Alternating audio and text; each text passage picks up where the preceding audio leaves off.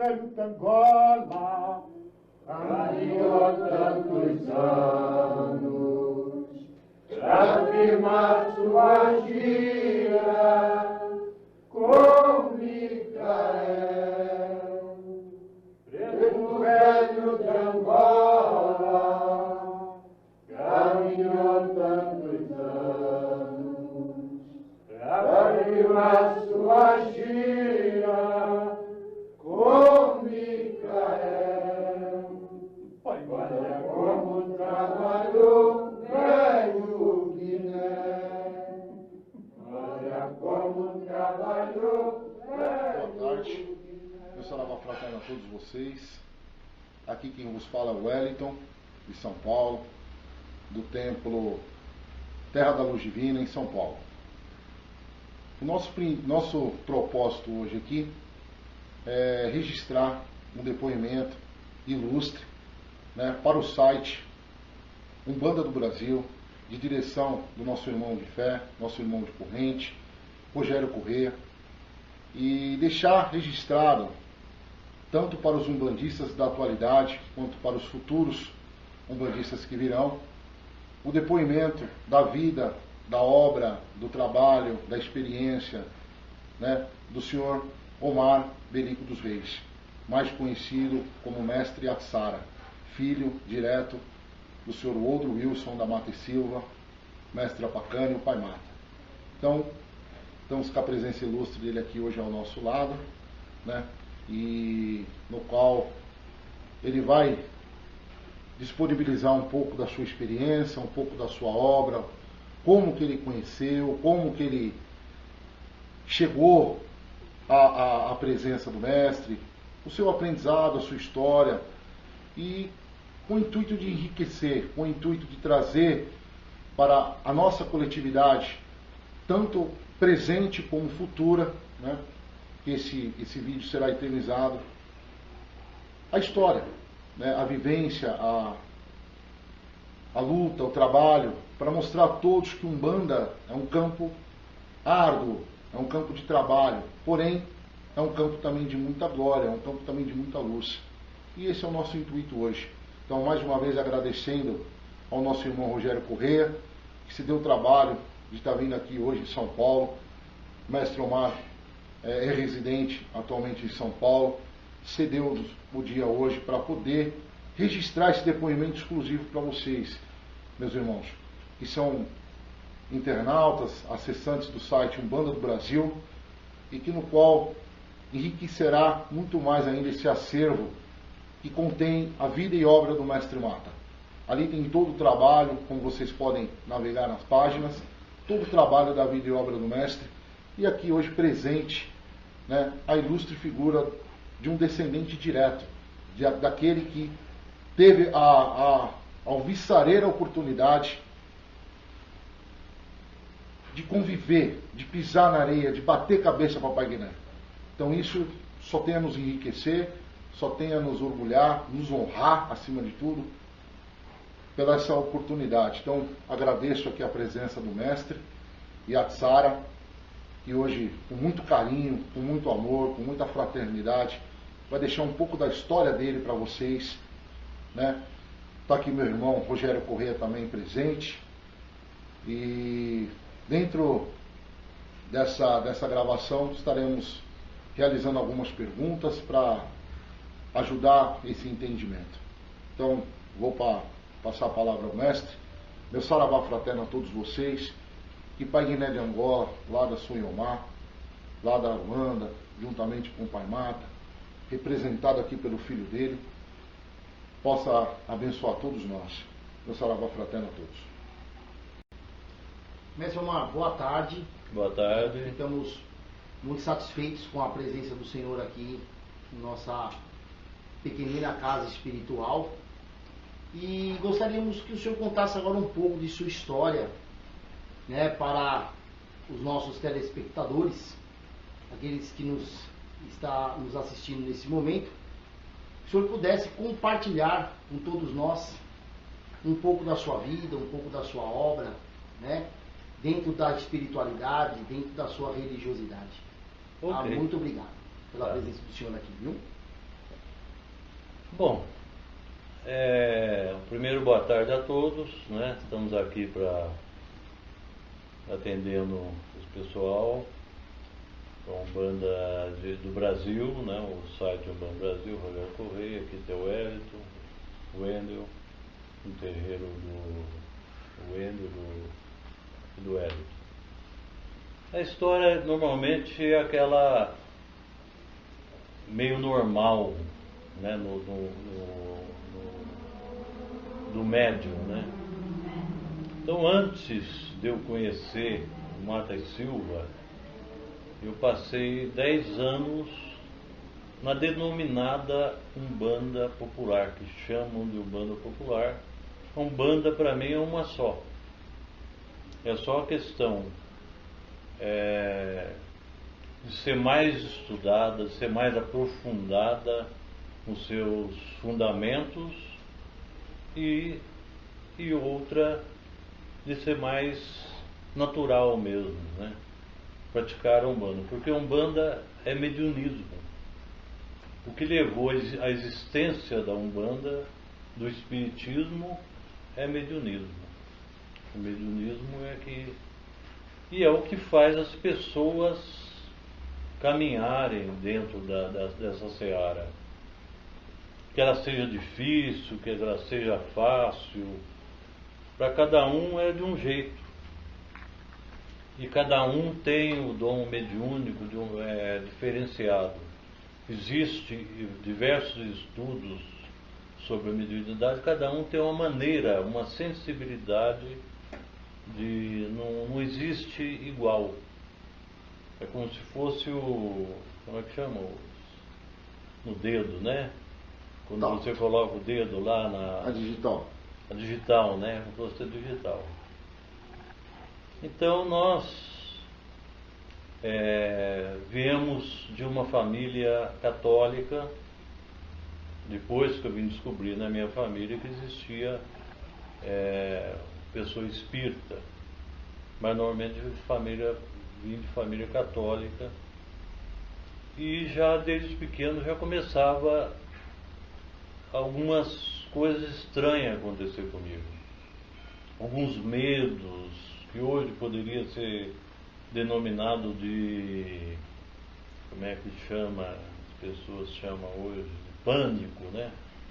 Então já vim com umas histórias de pânico noturno, especialmente, sem ter assim uma razão de ser. Eu fui batizado, eu fui crismado na Igreja Católica, encontrei pessoas excelentes, eu tenho grandes lembranças dos lugares onde naquela época eu fiz os cursos, mas essa coisa me incomodava. E eu tinha um amigo que era espírita, que era umbandista, filho de uma umbandista. E ele sempre insistia que eu fosse um terreiro de Umbanda, porque ele sentia que eu precisava, que eu tinha alguns problemas de ordem espiritual. Bom, relutei, mas acabei indo numa sessão que já nessa altura era feito dentro de casa, né? E já ali já aconteceu alguma coisa de sobrenatural que me fez ficar pensando muito, né? Sobre um círculo de fogo no pé de uma pessoa que na verdade não estava acontecendo fisicamente. E fui seguindo esse grupinho que já estava sendo particular, porque essa pessoa já tinha passado já por muitos centros e já estava na época de parar. Então, como aconteceu uma doença dentro da família dessa pessoa, que já era idosa, a sessão, essas reuniões foram sendo adiadas, também em contrapartida, lembrando também da minha passagem pelo kardecismo, também na mesma situação, que era uma senhora também muito conhecida, que era presidente da mesa, né, se chama isso. Passei também por nessa mistura das duas coisas, tanto da parte umbanda como da parte do kardecismo, e tive a felicidade de ter um encontro com o Chico Xavier numa dessas ocasiões, e propriamente ele me deu uma coordenada muito forte, porque a senhora perguntou para ele fazia os seus passeios em Poços de Caldas até então. Perguntou para ele que eu seria um deles, da mesa. Eu nunca tinha visto Chico Xavier, nunca tinha conhecido Chico Xavier, só sabia já que estava na mesa, sabia da existência desse médium extraordinário, de uma humildade assim. E ele disse para mim e para a senhora que eu não seria um deles, mas aonde eu estivesse estaria muito bom. Isso foi propriamente e me indicou que eu teria mesmo de seguir a Umbanda. E daí eu passei devido à impossibilidade daquela senhora da Umbanda não poder mais fazer sessão, eu fui procurar terreiros, né?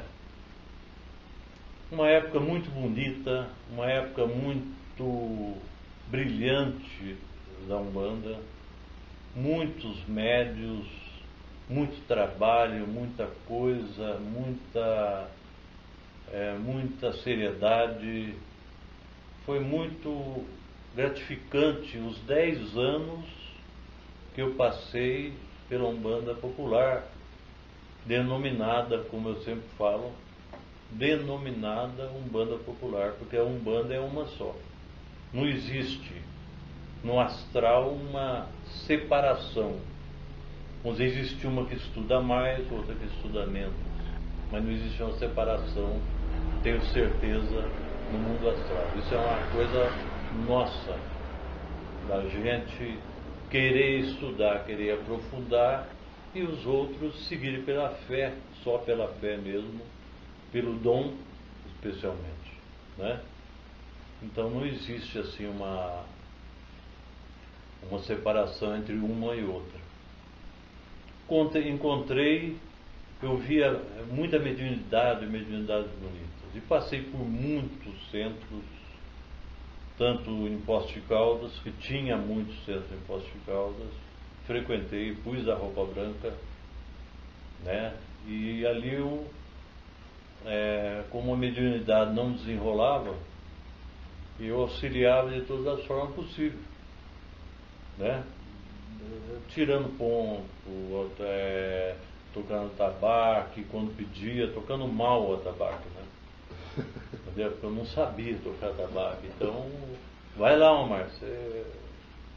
Isso talvez pelo fato de eu ser músico, né? Então. Só uma pergunta, mas isso era em que idade? Que idade que o senhor tinha? Eu entrei assim no Espiritismo com 17 anos mais ou menos. Se bem que eu já vinha com todo uma história, né, assim, vamos dizer, de perturbadora, né, uma história meio sofrida que vinha de ordem mediúnica, né, um sensitivo, né? Eu trazia essa sensibilidade já desde pequeno, já comecei a ter esses problemas, né, de pequeno, sem saber o que era. Então era uma pessoa meio desencontrada, que tinha muitos pesadelos e muitos medos e muitas coisas e perceber assim o ambiente, coisas no ambiente, tudo. Mas o senhor não tinha nenhum tipo assim, por exemplo, de manifestação espontânea, algo que assustasse? mediúnica? Olha, a sensação que dava era uma sensação que eu ia morrer. Parece que alguma coisa aproximava. E morrer, a gente vai morrer mesmo, né? Claro. Mas naquela época me apavorava muito. Eu chegava a ir para o hospital, né? Ir para o hospital, chegava a ser atendido no hospital de madrugada, porque isso se ocorria à noite, né? Que hoje a medicina evoluiu e dá nome para isso, né? Para ter pânico noturno, né? Mas, e daí havia cruces dentro da medicina, do neurologista e outras coisas mais. Bom, aí fui frequentando, fui muito acolhido por todos os médicos, sempre com muito carinho, todos, nunca tive nenhum tipo de obstáculo e problemas dentro desses centros, todos que eu passei, porque estive em Belo Horizonte também, sempre fui acolhido com muito carinho, com muita compreensão, com muito respeito. Nunca me puseram nada, tanto para entrar como para sair. Eu nunca passei por esse tipo de drama, né? Que eu sei que muitos passaram, que tiveram problema, tudo. Nunca discuti com ninguém, nunca tive discussão com médios. Eu acatava, fazia aquilo que tinha de ser feito. Não me interessava, na verdade, aprender nada. Eu estava ali, talvez porque tinha de estar mesmo, que precisava estar. Então sempre de todos esses, ainda mais os chefes, né? Eu só tenho de agradecer porque só recebi apoio nessas horas difíceis, né? E cuidados, enfim, tudo que foi bom na minha caminhada. Então não posso de forma nenhuma, mas chegou um determinado tempo, já que as coisas mediúnicas para mim não andavam, né? Que eu estava meio desanimado. Estava frequentando um centro muito bom, de uma pessoa realmente muito capacitada, já idosa, mas eu achava que eu precisava mais um pouco. Eu precisava de mais orientações, me aprofundar mais um pouco naquilo que eu estava fazendo, sob a pena de parar. Não sabia como eu ia parar, mas eu achei que ia parar. Até que eu fui, isso tem de voltar um pouquinho atrás, que essa pessoa da Umbanda que eu fui primeiro me prestou um livro que era o único que ela tinha, de Umbanda, que foi Umbanda de Todos Nós, que ela tinha ganho de um parente dela que morava em São Paulo. E com esse livro, ela falou, só tenho esse livro. Ela também não tinha conseguido ler o livro. Ela não tinha uma cultura esotérica, como eu também não tinha cultura esotérica. Eu folheei aquele livro e gostei muito. Aquele nome ficou gravado na minha cabeça por muitos anos, W. Amato Silva. Mas eu tinha esquecido dele, aí, porque isso foi bem no começo. Foi aquela reunião em casa, daquela médium que não pôde mais seguir em função de um problema de doença dentro da família. Ela teve de encerrar, que já era uma pessoa idosa também. E esse nome ficou lá no meu subconsciente. Passaram-se 10 anos, estive em Belo Horizonte, terreiro de Umbanda Buscando Luz, um excelente, um outro centro que eu conheci, que era mais na periferia, o Centro de Poços de Caldas, Santo Antônio de Pádua, Nossa Senhora Auxiliadora, foi o que eu frequentei. Fora os outros que também passei para conhecer e fui muito bem recebido, como todas as pessoas eram, né? E vi muitas mediunidades maravilhosas. Bom, aí fui numa livraria, assim, a esmo. Fui numa livraria e de repente eu vi, sempre interessado, né? Não sei porquê, como até hoje estou aqui, pelas coisas espirituais, mesmo não querendo, né?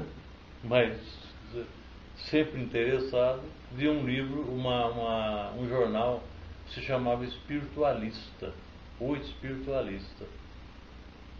Me chamou a atenção o nome, O Espiritualista. Falei, opa, vou ler, vou dar uma passada nesse jornal. E abrindo o jornal, tal, de repente vejo lá W.W. D'Amato Silva. Passou todos esses anos, não conheci ninguém que falasse mais em W.W. D'Amato Silva lá no interior. Na minha vida, dentro da Umbanda Popular, ninguém conhecia, ninguém sabia. Os livros dele não chegavam na cidade, não iam para a cidade, eram outros livros, né? Também não era de ler, não tinha essa questão de ler. Eu falei, esse é o cara do livro, daquele livro que eu vi lá no começo, né? Aí eu li que estava em Itacuruçá, no estado do Rio de Janeiro, tudo. Eu falei, bom, só me resta mandar uma carta para essa pessoa.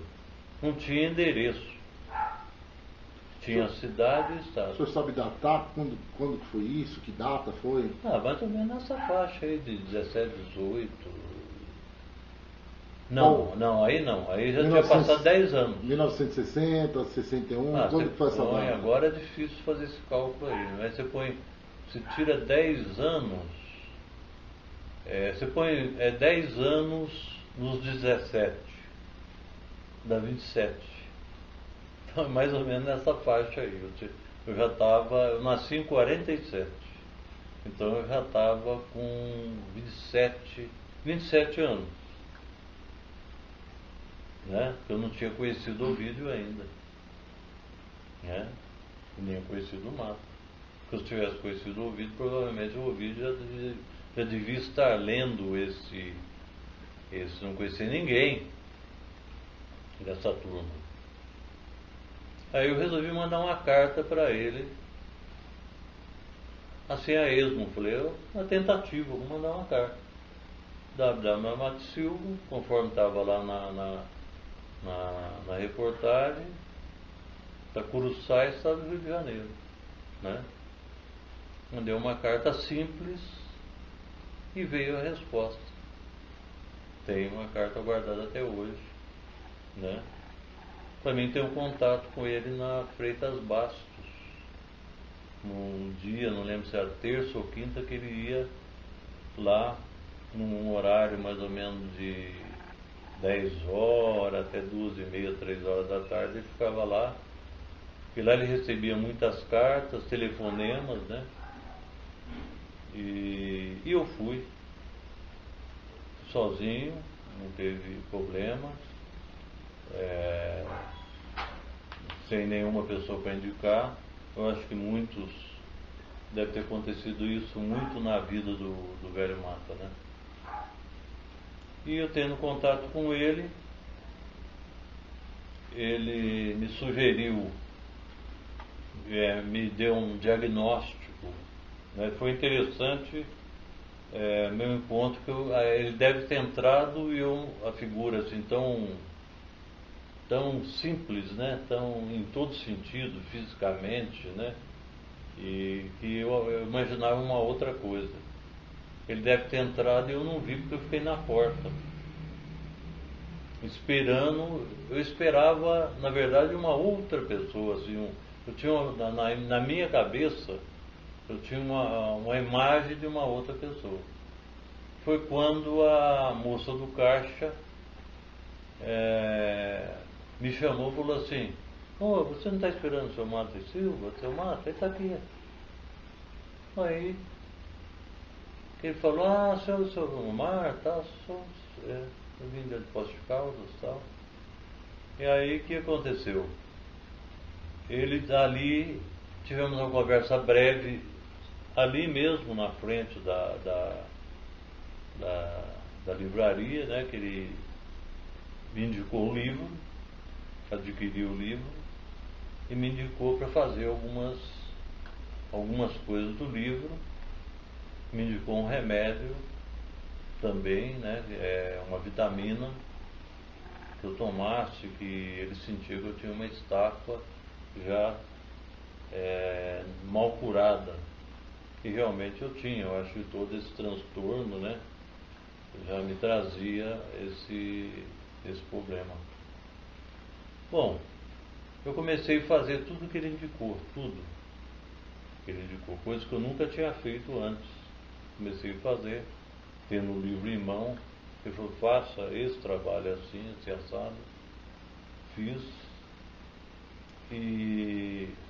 Mas me veio logo a vontade de estar lá, conhecer Itacuruçá, conhecer o centro do seu Márcio Silva. Mandei uma carta para ele passou, deu todas as coordenadas.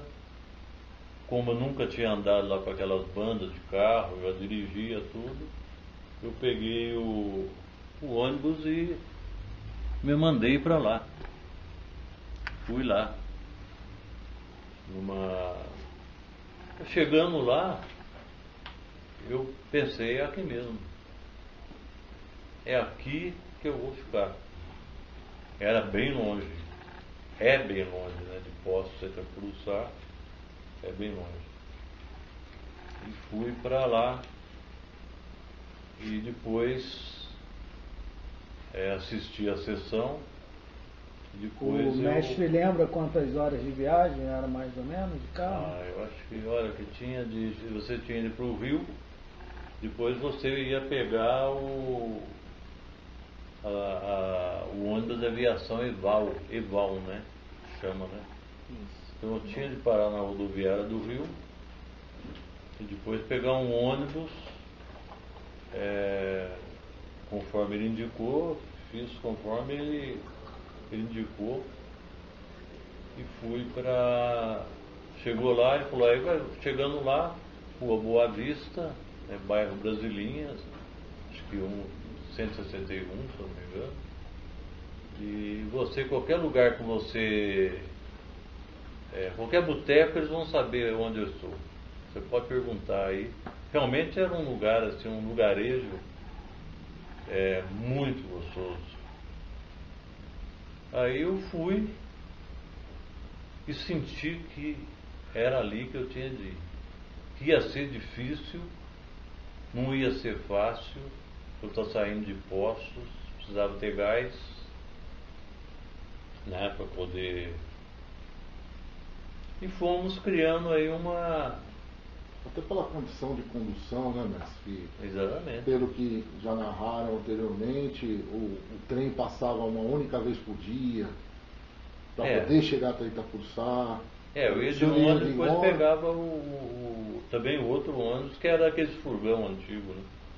Sim. Pegava aquele ônibus. Bom, nessa altura eu comecei a entrar em contato com ele por cartas também, e ele respondendo.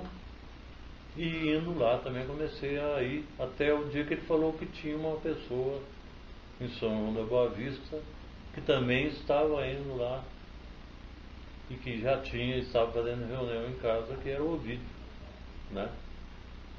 E que, certo, ele conversando com o Ovídio, falou: "Não, a Poços de Caldas é 45 minutos aí de São João da Boa Vista." Então ele passou o telefone, eu entrei em contato com o Ovídio e passei aí também nas reuniões que o Ovídio fazia em casa também, né? O grande amigo Ovídio. E vivemos bastante tempo juntos, né? Porque eu passei a frequentar o centro dele, e é em São João do Boa Vista. E fazia em casa as reuniões também. Bom,